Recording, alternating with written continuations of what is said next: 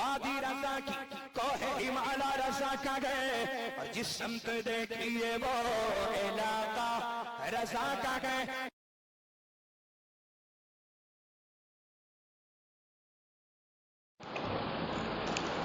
بسم اللہ الرحمن الرحیم،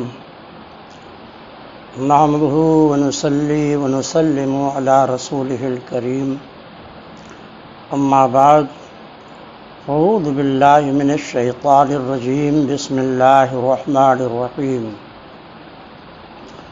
ولا تقولوا لمن يقتل في سبيل الله اموات بل احیاء ولكن لا تشعرون۔ صدق اللہ العظیم وبلغنا رسوله النبی الامین الکریم ونحن علی ذلک لمن الشاہدین والشاکرین والحمد للہ رب العالمین۔ معزز سامعین، نوجوان دوستو، عزیز بچوں، آئیے پہلے مراد مل کر آقائے دو جہاں، شہنشاہ کون و مکان، رحمت عالم، روحی فدا صلی اللہ تعالی علیہ وسلم کے بارگاہ ناز میں ہدیہ درود و سلام پیش کر لیں۔ اللہم صلی علی سیدنا ونبینا مولانا محمد کما تحب وترضی بان تصلی علیہ صلاۃ و سلام علیک یا رسول اللہ صلی اللہ تعالی علیہ وسلم۔ معزز سامعین، میں مفتی شفیق احمد شریفی، قاضی شہر پریاگ راج، جامعہ دارالسلام سے سید الشہداء سرکار امام حسین رضی اللہ تعالیٰ عنہ کے سیرت و کردار کے تعلق سے تیسری نشست میں گفتگو کر رہا ہوں۔ پروردگار عالم ہمیں اور آپ سب کو اور پورے عالم اسلام کو فیضان حسینی سے مالا مال فرمائے، آمین۔ معزز سامعین، اس سے پہلے دو نشستوں میں آپ سیدنا سرکار امام حسین رضی اللہ تعالیٰ عنہ اور یزید پلید خبیث فاسق و فاجر کے تعلق سے کچھ باتیں آپ سماعت فرما چکے ہیں۔ آج کی تیسری نشست میں تاریخی حقائق کی روشنی میں یہ سمجھانا ہے یزید کب، کس سن میں اور کس طرح جانشین ہوا۔ ماہ رجب 22 تاریخ 60 ہجری میں سیدنا حضرت امیر معاویہ رضی اللہ تعالیٰ عنہ کا انتقال ہوا۔ ان کا بیٹا یزید، جس کے لیے وہ اپنی حیات میں بہت سے لوگوں سے بیعت لے چکے تھے، اس پر ہماری تقریر دوسری نشست میں ہو چکی ہے۔ 34 سال کی عمر میں ان کا جانشین ہوا۔ اہل شام نے فوراً اس کے ہاتھ پر بیعت کر لی۔ تخت حکومت پر بیٹھنے کے بعد اس کے لیے سب سے اہم اور دشوار مسئلہ حضرت سیدنا امام حسین، حضرت عبداللہ بن زبیر، حضرت عبداللہ بن عمر رضی اللہ تعالیٰ عنہم کی بیعت کا تھا، کیونکہ ان حضرات نے یزید کے ولی عہدی کو تسلیم نہیں کیا تھا۔ علاوہ ازیں ان حضرات سے یزید کو بھی خطرہ تھا۔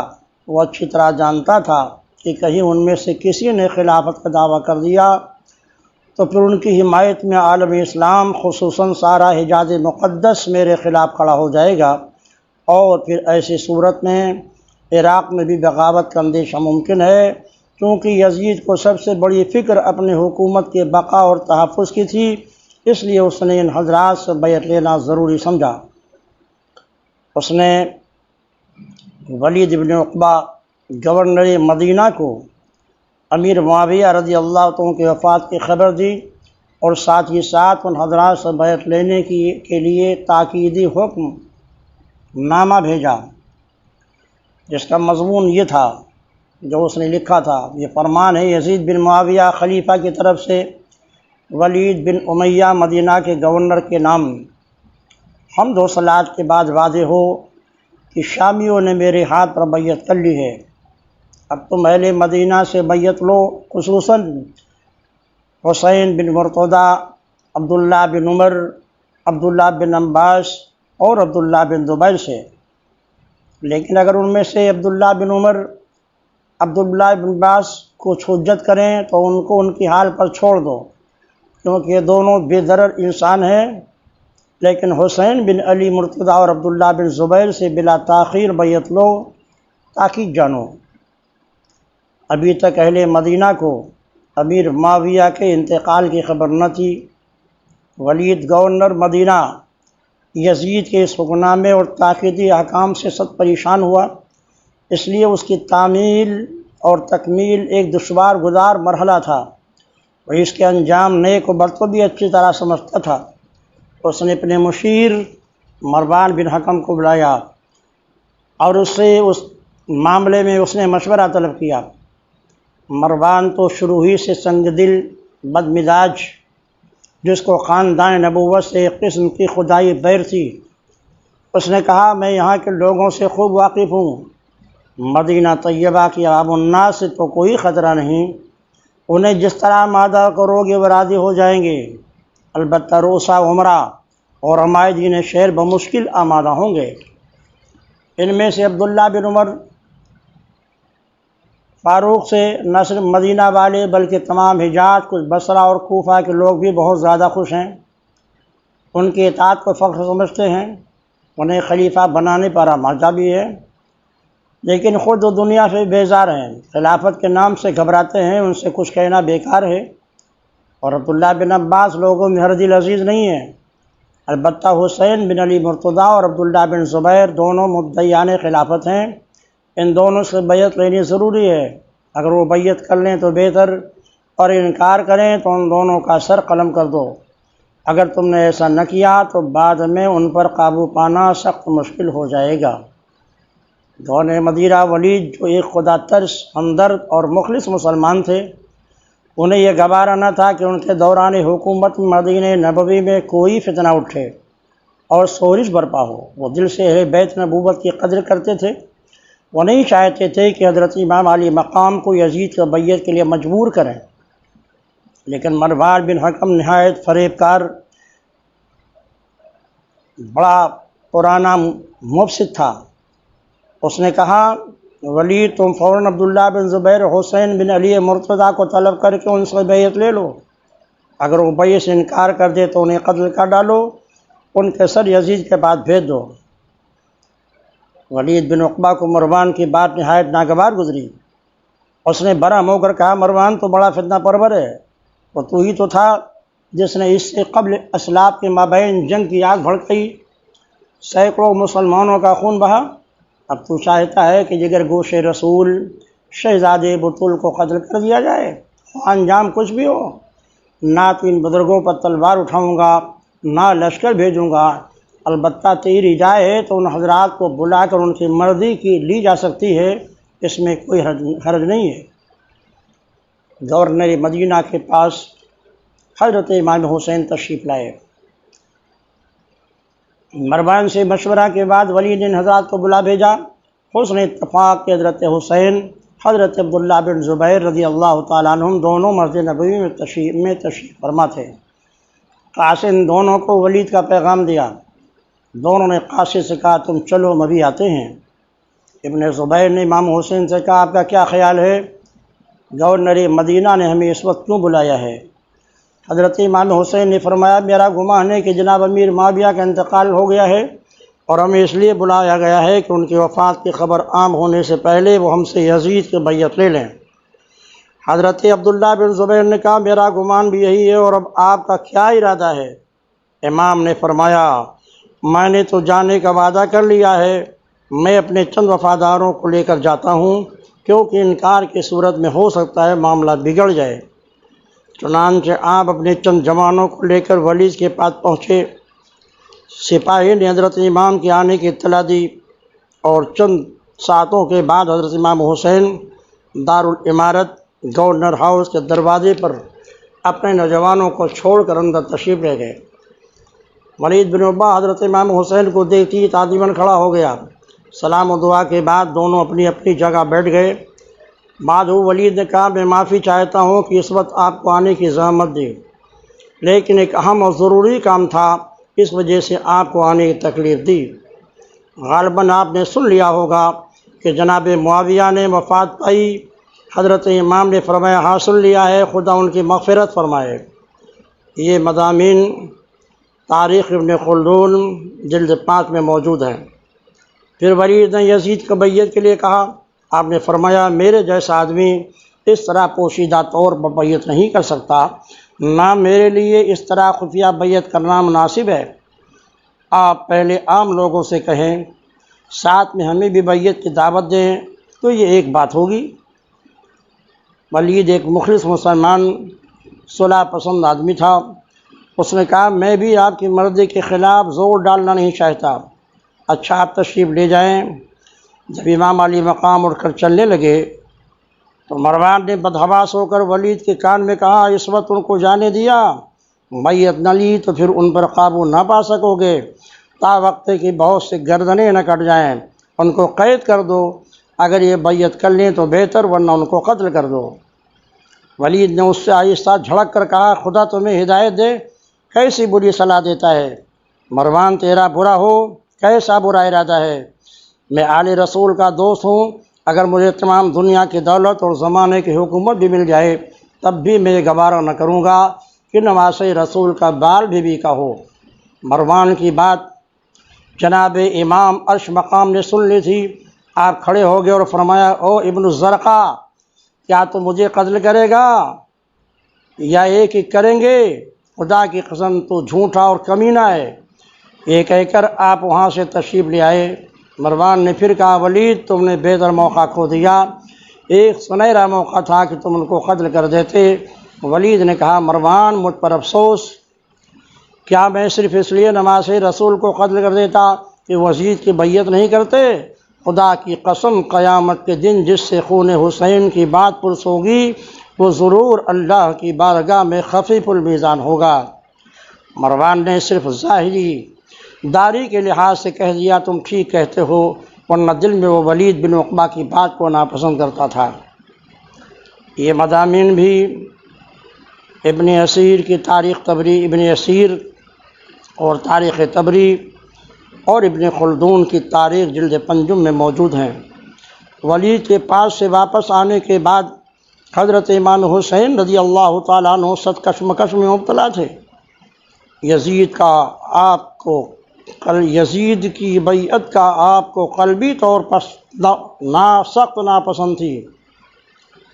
یزید کی بیعت آپ کو قلبی طور پر سخت ناپسند تھی کیونکہ وہ نااہل تھا۔ اس کی جانشینی بھی خلافت راشدہ کے خلاف طریقے پر عمل میں آئی تھی، بلکہ آپ کے نزدیک قیصر و کسریٰ کے طرز کی پہلی شخصی حکومت تھی۔ گویا جمہوری قدروں کو بالائے طاق رکھ کر ملوکیت پر اس کی ولی عہدی قائم کی گئی تھی۔ ایسی جگہ اور ایسے قوم میں نہ چلے جائیں جس کے لوگ آپ کو دھوکہ دیں۔ معزز سامعین، اس لیے حضرت امام علی مقام احتجاجاً اس کے خلاف تھے۔ دارالامارت سے واپس آنے کے بعد تمام شہر مدینہ میں یہ خبر پھیل گئی کہ یزید خلیفہ بن بیٹھا ہے اور اس نے اہل مدینہ سے بحث لینے کا حکم بھیجا ہے۔ ولید نے حضرت امام حسین کو بلایا تھا مگر آپ یزید کے بیعت سے انکار کرائے ہیں۔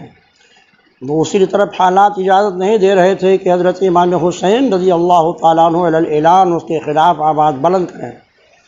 ادھر عبداللہ بن زبیر بھی ولید کے قاصدوں کو ٹالتے رہے اور وہ ولید کے پاس نہ آ کر دوسرے دن مدینہ منورہ سے مکہ معظمہ نکل گئے۔ خبر معلوم ہونے پر ولید کا ایک دستہ سارا دن ان کی تلاش اور سراغ رسانی میں سرگردہ رہا مگر وہ نہ مل سکے۔ سپاہیوں کا دستہ بے نیل و مرام مدینہ واپس آ گیا۔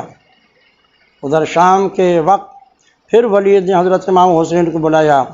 آپ نے فرمایا اس وقت تو میں تنہا نہیں آ سکتا، صبح کو دیکھیں گے کیا ہوتا ہے۔ ولید نے ان کی بات مان لی۔ اور آپ نے اسی رات اپنے عیال، عزیز و اقارب، محبوں، جانثاروں کو ساتھ لے کر مدینہ سے نکل جانے کا مصمم ارادہ فرما لیا۔ حضرت سیدنا محمد بن حنفیہ حضرت امام حسین رضی اللہ تعالیٰ عنہ سے ملنے آئے۔ انہوں نے کہا بھائی جان، میں تم سے زیادہ کسی کو محبوب وزیر نہیں رکھتا، اگر آپ یزید کا بیعت کرنا نہیں چاہتے تو کسی مخصوص شہر کے ارادے سے الگ رہیں، بلکہ دیہات اور سارا میں قیام کریں، وہیں سے اپنے قاصد بھیج کر لوگوں کو اپنی بیعت کی دعوت دیں۔ اگر لوگ آپ کی بیعت قبول کر لیں تو خدا کا شکر ادا کیجیے، اور اگر لوگ کسی دوسرے شخصیت پر متفق ہو جائیں تو اس سے آپ کے کمالات و فضائل و اوصاف حمیدہ میں کوئی فرق نہیں آئے گا۔ واضح ہو کہ حضرت محمد بن حنفیہ حضرت امام حسین رضی اللہ تعالیٰ کے بھائی تھے۔ آپ کا اصل نام محمد اکبر تھا، وہ خولہ بنت جعفر کے بدن سے تھے۔ امام حسین نے فرمایا یہ میں نے کبھی طے نہیں کیا ہے کہ کہاں جانا ہے، لیکن یہ طے کر لیا ہے کہ آج ہی رات کو میں مدینہ منورہ سے ہجرت کر جاؤں گا۔ محمد بن حنفیہ نے کہا آپ کا جی جہاں چاہے چلے جائیں، لیکن ایسی جگہ جہاں آپ کو سکون مل سکے۔ میں ڈرتا ہوں کہ کہیں آپ ایسی جگہ ایسی قوم میں نہ چلے جائیں جس کے لوگ آپ کو دھوکہ دیں اور آپ پریشانی اور تکالیف میں مبتلا ہو جائیں، کیونکہ ایسی جگہ پر ایک جماعت آپ کے ساتھ ہوگی، دوسرا گروہ آپ کے خلاف ہوگا، پھر دونوں میں جنگ و جدال کی نوبت آئے گی، اور سب سے پہلے آپ ان کے نیزوں کا نشانہ بنیں گے۔ ایسی صورت میں ایک معزز و شریف ترین انسان جو بلحاظ حسب و نسب اور ساری کائنات کا امین کا افضل ترین انسان ہے، اس کا خون سب سے اردہ ہو جائے گا اور اس کے اہل و عیال کو ذلیل و رسوا کیا جائے گا۔ یہ سن کر حضرت امام حسین نے فرمایا بھائی جان، پھر ایسی صورت میں مجھے کہاں جانا چاہیے؟ محمد بن حنفیہ نے کہا میرے خیال میں آپ کا مکہ مکرمہ جانا زیادہ مناسب ہوگا۔ حضرت امام حسین رضی اللہ عنہ نے فرمایا اب تک کہیں کا مستقل ارادہ نہ تھا، اب آپ کے کہنے پر مکہ معظمہ جانے کا مکمل ارادہ ہو گیا، انشاءاللہ آپ کی رائے درست اور موافق ثابت ہوگی۔ اسی وقت حضرت عبداللہ بن عمر رضی اللہ تعالیٰ عنہما تشریف لائے اور ان دونوں بزرگوں نے ان کی تعظیم کی۔ حضرت عبداللہ بن عمر نے حضرت امام علی مقام سے دریافت کیا کیا آپ کا ارادہ یہاں سے ہجرت کر جانے کا ہے؟ امام نے فرمایا مروان بن حکم کی تحریک پر ولید بن عقبہ مجھ سے یزید کی بیعت لینے پر مصر ہے، میں یزید کی بیعت کرنے پر ہرگز تیار نہیں ہوں، اس لیے بہتر یہی ہوگا کہ میں یہاں سے کسی دوسری جگہ چلا جاؤں۔ حضرت عبداللہ بن عمر فاروق رضی اللہ تعالیٰ عنہ نے فرمایا اگر آپ خلافت کی خواہش رکھتے ہیں تو پھر آپ یہاں سے نہ جائیں، لوگ میری بیعت پر تیار ہیں اور میں آپ کے دست حق برس پر بیعت کرنے کو آمادہ ہوں، اور مجھے امید ہے کہ تمام اہل مدینہ و حجاز بھی آپ کے ہاتھ پر بیعت کر لیں گے۔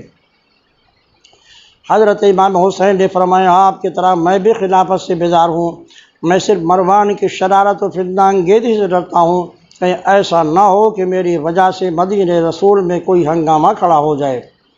حضرت عبداللہ بن عمر نے کہا آپ کی جیسی مرضی ہو، لیکن کوفہ کا قصد ہرگز نہ کریں، کوفی نہایت مکار، دغاباز، بے مروت، بے وفا ہیں، مجھے نہایت خوشی ہے کہ آپ نے کوفہ جانے کے بجائے مکہ معظمہ میں رہنے کا ارادہ فرمایا ہے، خدا آپ کی حفاظت فرمائے۔ حضرت محمد بن حنفیہ اور حضرت عبداللہ بن عمر دونوں رخصت ہو کر چلے گئے، اور حضرت امام علی مقام نے کچھ شعر پڑھے جن کا یہ ترجمہ ہے جس دن کے ظلم و جفا سے میرا گلا گھونٹ دیا جائے گا اور موت میرا انتظار کر رہی ہوگی، اگر میں میدان چھوڑ جاؤں تو پھر کبھی بھی صبح کے وقت غارت گری کے لیے اونٹوں کو نہ چکاؤں گا اور نہ ہی اپنا نام یزید رکھوں گا۔ اے تماشا گاہ عالم روئے تو کجا بہرے تماشا می روی۔ رخت سفر مکمل ہو جانے کے بعد حضرت امام حسین روضہ رسول پر حاضر ہوئے، صلاۃ و سلام کے بعد فاتحہ پڑھی اور پھر عرض کیا نانا جان، جس حسین کو آپ نے زندگی بھر اپنے سجدہ نہ کیا آج وہ آپ سے رخصت ہو رہا ہے اور اس شہر کو خیر بات کہہ رہا ہے، جس میں پلا بڑھا اور جوان ہوا، جس میں آپ آرام فرما ہیں، جو مدینۃ النبی ہے۔ نانا جان، آج میرا حال دیکھیے، میں غمگین و پریشان اور اشکبار ہوں۔ آغوش محبت میں لوریاں دینے والے آقا، میرے لیے اپنے سجدوں کو توڑ دینے والے نانا جان، آپ کا وہ مقدس شہر چھوٹ رہا ہے جو مجھے سب سے زیادہ عزیز تھا۔ پتہ نہیں پھر واپسی ہوگی یا نہیں، کہاں جاؤں گا، کیا واقعات پیش آئیں گے۔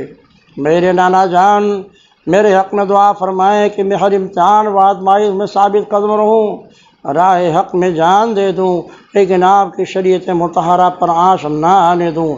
اس مسافر کا آخری سلام قبول ہو۔ حضرت امام عالی مقام عرض کرتے اور روتے جاتے تھے۔ آپ کے رخسار مبارک و داڑھی آنسوؤں سے تر ہو گئے تھے۔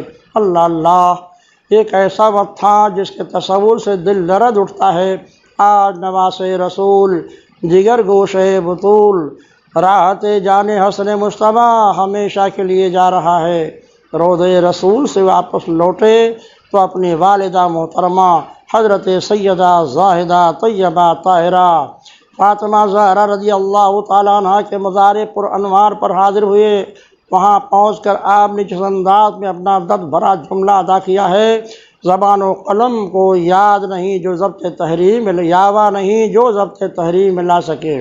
امی جان، بے کس حسین کا سلام قبول ہو۔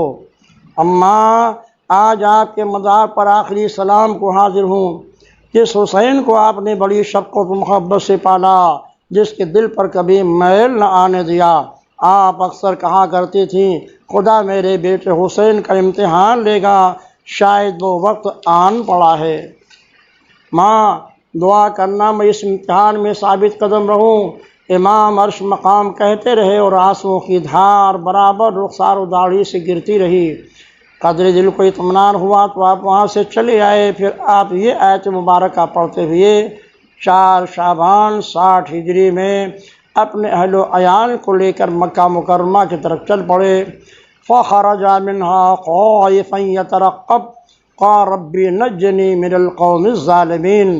صبح کو جب مروان ابن حکم کو آپ کی تشریف لے جانے کی اطلاع ہوئی، وہ بدحواس ہو کر ولید کے پاس آیا، کہنے لگا آپ نے سن لیا، حسین بھی کہیں چلے گئے، ابھی وقت ہے آپ فوراً پیچھا کر کے انہیں گرفتار کر لیں۔ ولید نے جواب دیا، میں ہرگز ان کا تعاقب نہ کروں گا، میں ان مقدس لوگوں کے خون میں اپنا ہاتھ رنگ کر کے دوزخ خریدنا نہیں چاہتا۔ یہ جواب سن کر نامراد مروان حق کا بکا رہ گیا۔ حضرت امام عالی مقام کا قافلہ مکہ مکرمہ کی جانب رواں دواں تھا کہ راستے میں عبداللہ بن مطیع سے ملاقات ہو گئی۔ عبداللہ بن مطیع نے آپ کو اہل و عیال مدینہ منورہ سے جاتے ہوئے دیکھ کے حیرت سے پوچھا، میری جان آپ پر قربان ہو، آپ کہاں تشریف لے جا رہے ہیں؟ حضرت امام حسین نے فرمایا، فی الحال تو مکہ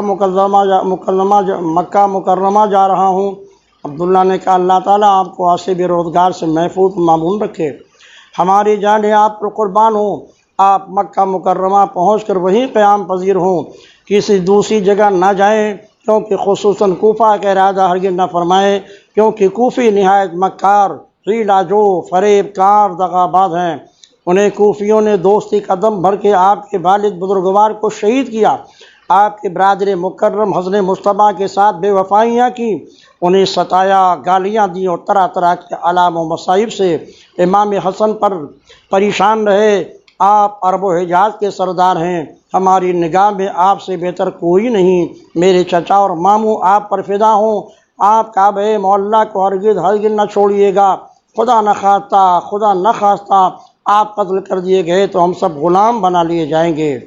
کیونکہ حضرت امام حسین رضی اللہ تعالیٰ عنہ کو تعاقب کا اندیشہ تھا، اس لیے وہ چاہتے تھے کہ جلد از جلد مکہ مقدسہ پہنچ جائیں۔ آخرکار یہ قافلہ ایک روز شام کے وقت مکہ مقدمہ کے قریب پہنچا۔ حسن اتفاق کی اسی وقت ایک دوسرا قافلہ بھی آ پہنچا۔ دریافت کرنے پر معلوم ہوا کہ یہ عبداللہ بن زبیر رضی اللہ تعالیٰ عنہما کا قافلہ ہے۔ حضرت امام عالی مقام رضی اللہ تعالیٰ عنہ جب مکہ مکرمہ داخل ہوئے تو زبان حق ترجمان پر قرآن کریم کی آیت مبارکہ کی تلاوت جاری تھی۔ وَلَمَّا تَوَجَّهَ تِلْقَاءَ مَدْيَنَ قَالَ عَصَىٰ رَبِّي أَن يَهْدِيَنِي سَوَاءَ السَّبِيلِ۔ آپ کے آنے کی اطلاع جب اہل مکہ کو ہوئی تو جوک در جوک لوگ شرف زیارت کو آنے لگے، آپ کے فیضان انوار سے اپنے قلب و جگر کو روشن و منور کرتے ہوئے مرحبا یا ابن رسول اللہ، مرحبا یا ابن رسول اللہ کا نذرانہ عقیدت پیش کرتے رہے۔ معزز سامعین، کوفہ جو راس الاسلام کے نام میں مشہور ہو گیا تھا، یہ وہی شہر ہے جسے علی مرتضیٰ کرم اللہ تعالی وجہہ کریم نے اپنا دارالخلافہ قرار دیا تھا، جو محبان علی و وفاداران اہل بیت کا مرکز تصور کیا جاتا تھا۔ لیکن حضرت علی مرتضیٰ کے زمانے ہی میں وہاں کے لوگ فتنہ پرور، طوطا چشم، بے مروت ہو گئے تھے۔ خود انہی لوگوں نے مولا کائنات علی مرتضیٰ رضی اللہ تعالیٰ عنہ کو طرح طرح کی تکلیفیں دیں، حتیٰ کہ ان کو شہید کر دیا، اور آپ کے بڑے صاحبزادے حضرت حسن مجتبیٰ کو اس قدر ستایا، دکھ دیا کہ آپ کو وہاں سے ہجرت کر کے مدینہ آنا پڑا۔ جب کوفہ والوں کو معلوم ہو گیا کہ جناب امیر معاویہ کا انتقال ہو گیا ہے، ان کی جگہ ان کا بیٹا یزید خلیفہ مقرر ہو گیا ہے، تو ساتھ ہی یہ بھی معلوم ہو گیا کہ حضرت امام حسین بن علی مرتضیٰ عبداللہ بن زبیر رضی اللہ تعالیٰ عنہ نے یزید کی بیعت سے صاف انکار کر دیا ہے اور مدینہ سے ہجرت کر کے مکہ مکرمہ جا چکے ہیں، تو ان کوفیوں نے طے کر لیا کہ وہ بھی یزید کی بیعت ہرگز نہ کریں گے۔ انہوں نے یزید کی طرف سے مقرر کردہ کوفہ کے گورنر نعمان بن بشیر کے پیچھے نماز پڑھنا بھی انہوں نے ترک کر دیا۔ شہر کوفہ میں اس وقت دو جماعتیں تھیں، ایک وہ جو بنی امیہ کے خیرخواہ اور ہمنما تھی جسے شیعان بنی امیہ کہتے تھے، دوسری جماعت وہ جسے شیعان علی کہتے تھے، جبکہ یہ جماعت ہمیشہ دوستی کے پردے میں مولا علی سے عداوت و کینہ رکھتی تھی۔ شیعان بنی امیہ نے بلا پسو پیش یزید کی بیعت قبول کر لی، لیکن شیعان علی نے یزید کی بیعت سے انکار کر دیا۔ بشر ہمدانی کا بیان سنیے، چند ہی دنوں میں یزید بیعت سے انکار کرنے والوں کی تعداد بڑھ گئی۔ انہوں شاہ کی اولاد علی مرتضیٰ میں سے کسی ایک کے ہاتھ پر بیعت کریں، اپنا خلیفہ بنا کر یزیدی حکومت کا کوفہ سے خاتمہ کر دیں۔ محبان علی نے سلیمان بن سرخدائی کے گھر پر پہلا اجتماع کیا، اور جب امیر معاویہ کے انتقال کا ذکر کر کے سب نے خدا کا شکر ادا کیا، پھر سلیمان بن سرخدائی کھڑا ہوا اور کہا، لوگو، معاویہ ہلاک ہو گئے اور حضرت حسین بن علی نے یزید کی بیعت سے انکار کر دیا، وہ مدینہ سے چلے گئے، تم لوگ ان کے اور ان کے باپ کے دوست ہو، تم لوگ اچھی طرح سمجھ لو، اگر تم ان کی مدد کر سکتے ہو، ان کے دشمنوں سے جنگ و جدال بھی کرنے پر تیار ہو تو انہیں بلاؤ، لیکن معاملہ بڑا اہم ذمہ داروں کا ہے، ہر منزل ہر قدم پر خطرہ ہے، بلکہ جانے کا بھی اندیشہ ہے، اور یہ بالکل درست ہے کہ ہم حکومت بس سے ٹکر لینا چاہتے ہیں، ہمیں جو کچھ کرنا ہے متحد ہو کر ہی کرنا ہے۔ سنا ہے مدینہ اور مکہ اور لوگوں نے بھی یزید کے بیعت سے انکار کر دیا ہے، وہ ضرور ہمارا ساتھ دیں گے۔ باوثوق ذرائع سے معلوم ہوا ہے کہ کوفہ کی 1,00,000 فوج بھی ہمارا ساتھ دینے کو تیار ہے۔ یہ بھی درست ہے کہ لوگ جمعیت کی طرف جھکتے ہیں، اگر ہم نے متحد ہو کر قدم جما لیا اور صرف ملک شام ہی نہیں، پورا عالم اسلام ہمارے قبضے میں ہو جائے گا، ہماری ایک مستحکم مضبوط حکومت قائم ہو جائے گی۔ لیکن اگر تمہیں اپنی کمزوری بزدلی کا اندیشہ ہو تو حضرت امام حسین کو دھوکہ مت دینا۔ متفقہ طور پر سب بول پڑے، نہیں ہم دھوکہ نہیں دیں گے، بلکہ حضرت امام حسین کے نام پر اپنی گردنوں کی بازی لگا دیں گے۔ اس اجتماع میں کوفہ کے سرکردہ لوگ، عمائدین شہر، روسائے وقت، عمرائے زمانہ شامل تھے، مثلا سلیمان بن سرخدائی، مسیب بن محمد، رفاع بن شداد، حبیب بن مظاہر، حانی بن عروہ، عبد الرحمن بن حنف، مختار بن عبید ثقفی، محمد بن اشش، عمر بن سعد وغیرہ، جیسا کہ تاریخ طبری جلد 6 صفحہ 197 میں موجود ہے۔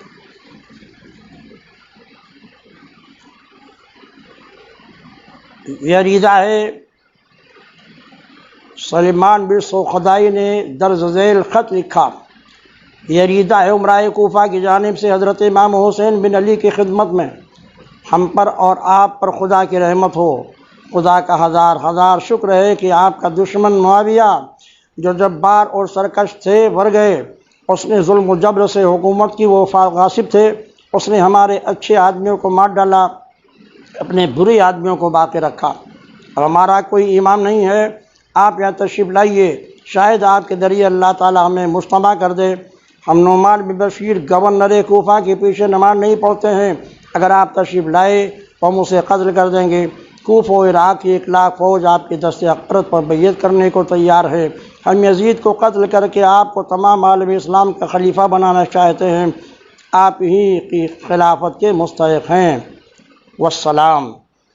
یہ خط سب لوگوں کے دستخطوں کے بعد مہر لگا کر عبداللہ بن سما ہمدانی، عبداللہ بن دوال کے ہاتھ حضرت امام حسین رضی اللہ تعالیٰ عنہ کے پاس بھیجا گیا۔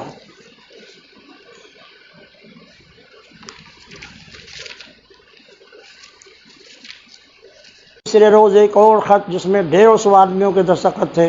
چند دن بعد تیسرا خط جس میں روسائے کوفہ، شباد بن نبی، حجاج بن الجیریہ، یزید بن حارث، یزید بن ادھم، عروہ بن قیس، عمر بن حجاج زبیدی، محمد بن عمر تمیمی نے بھی دستخط کیے تھے۔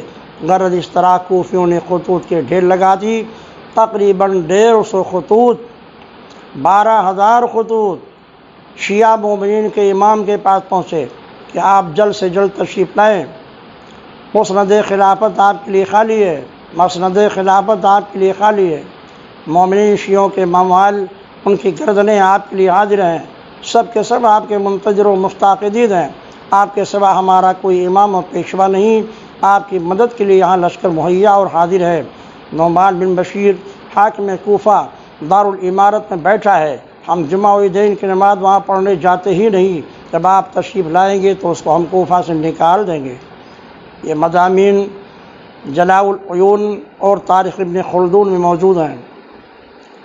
اس وقت جبکہ حضرت امام حسین نہایت اطمینان و سکون سے آسات حرم کعبہ میں مصروف عبادت تھے، کوفیوں نے وفود اور ان کے خطوط آنے شروع ہوئے، جس نے حضرت امام کی عبادت، ریاضت اور امن و سکون میں خلل ڈال دیا۔